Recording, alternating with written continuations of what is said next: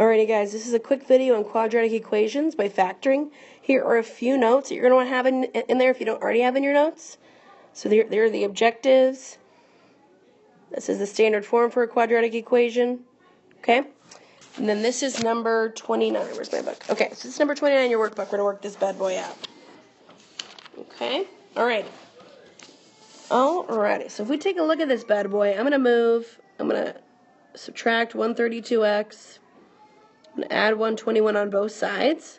I'm going to do this same thing over here. I'm just going to show you that. So we're going to have 36x squared minus 132x plus 121 equals 0. Okay? You're not going to have to do any of the multiplying a times c by any means. Okay? I want you to look at the first term, look at this last term. This is a perfect square, that's a perfect square. Our middle term here is going to be negative. Okay? So 36x squared is going to be 6x, okay? Our last term is 121. The square root of 121 is 11. So we know that, but we still have to take a look at if it's going to be adding or subtracting these bad boys. Our middle term is going to be negative, so we know here that we're going to be subtracting here. Negative 11 times negative 11 gives us a positive 121. 6x times 6x gives us a positive 36x squared. When you would fully FOIL this, if you did that, you would see that the middle term would equal negative 132x. Right? Now these are the same binomial, so you're only going to have one answer here. So we don't need to set them up both to 0 because it's going to be the same answer. So this is going to be 6x minus 11 equals 0. We would add 11 to both sides and get 6x equals 11. We divide by 6, divide by 6. Our only answer here for x would be 11 over 6. It's a terrible thing, but we're cool there. All right. Same thing here. We have negative 18x squared equals 60x plus 15. I'm going to subtract 60x, subtract 50. We're going to get negative 18x squared. Actually, I'm not going to do that. Tricked ya. Tricked ya. I want my x to be positive. It doesn't have to be positive, but I like it to be positive. Makes it easier. So I'm going to add 18x squared on both sides. This is number 30, guys. Okay, so we're going to get 0 equals 18x squared plus 60x plus 50.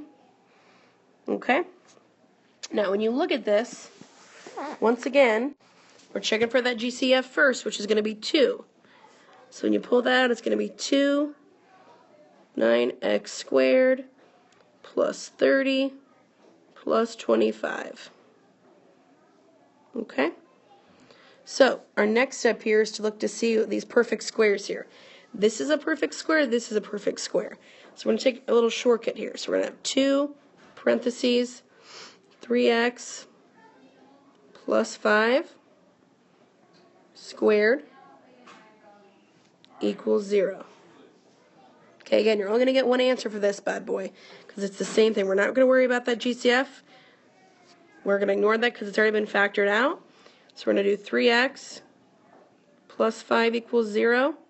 We're going to subtract 5 on both sides. We're going to get 3x equals negative 5. Divide by 3. Divide by 3. The only answer here is negative 5 over 3. Okay? And if you're wondering how I knew that 9x squared plus 30 plus 25 was going to be a perfect square, I just played around with it a little bit. I knew that was a perfect square. This was a perfect square. Okay? So look for those shortcuts first because they are there. All right. This is number 37. I did this one for you, so just follow my steps. X equals the square root of 11x minus 24. I squared both sides to go to that square root sign. If you follow my steps all the way down here, you'll get that the answers for this bad boy, for the solution set, is going to be 3 and 8. Okay? So pause the video, copy down these answers, and we're going to move on. I can't make a video that long because it won't save, so that's why I'm speeding through this bad boy. Alrighty, we have x equals negative 13x minus 36 under the square root sign. Our first step here is to square both sides. So that's going to give us x squared. That's going to get rid of that square root. Equals negative 13x minus 36. I'm going to add these bad boys to this side and this side.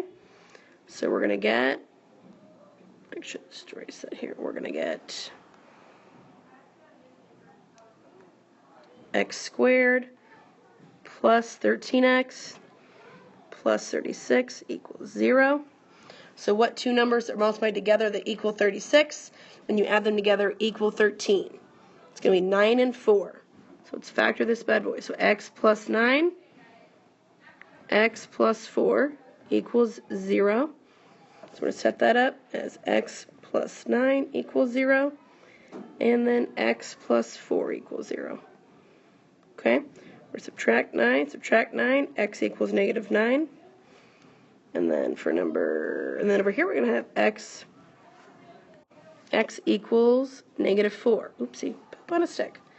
Negative 4. Now remember, negative answers for the square root problems are going to be called extraneous roots, which means that there's no real solution to these problems.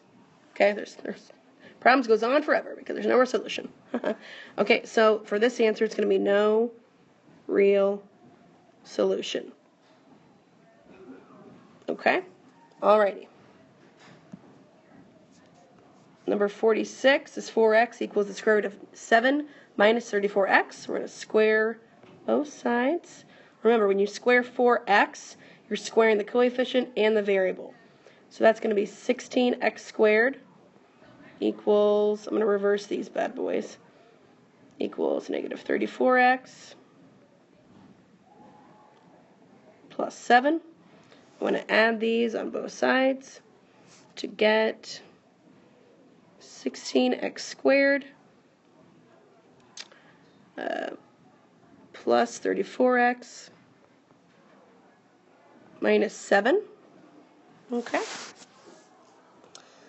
Alrighty. Now, I'm going to tell you right now. Oh, sorry, equals 0. My bad.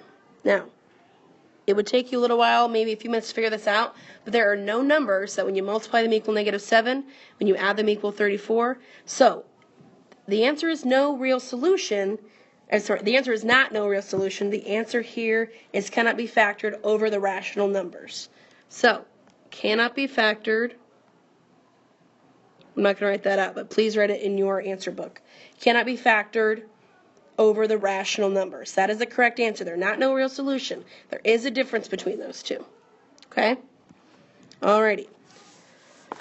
Alright, this is number 54, where it says the product of two consecutive integers is 156. What are the integers? So, I want to make x the least integer, and set this up as x times x plus 1 equals 156. When you distribute the x, you're going to get x squared plus x equals 156. Then you're going to set it up like a problem that we've been doing already. So you're going to get right down here, we're going to get x squared plus x minus 156 equals 0. You're going to factor that to get x equals negative 13 and x equals 12. Again, this is not a square root problem, so we can have negative answers here. So when you plug in those problems to the original answer, you can get two different answers here. You're going to get negative 13 and negative 12, or a positive 12 and a positive 13. Okay? If you have more questions on this or how I set it up at first, I will answer that part in class. Okay? All right, the last one here is number 50. Okay, this was 5x equals the square root of 60x minus 27. I squared both sides to get 25x squared equals 60x minus 27. I then moved the 60x and the negative 27 over to the other side, so it equaled 0. I factored it, so it was 5x minus 3, 5x minus 9. Okay, I simplified it down to equal 0 for some sorts of each binomial equals 0. Your first one will be 3 over 5. Your second one will be 9 over 5. Those are your two solutions there. I know I sped through this really fast. I didn't want this to be a long video, so make sure that you pause wherever you need to pause so you can get down the correct answers. If you have any more questions, I will be more than happy to answer them in class. You're going to number 53. I did number 54 with you. Good luck. And remember, I also want you to write down the definition for an extraneous root. Okay? All right, I'll see you guys in class. Bye. Good luck.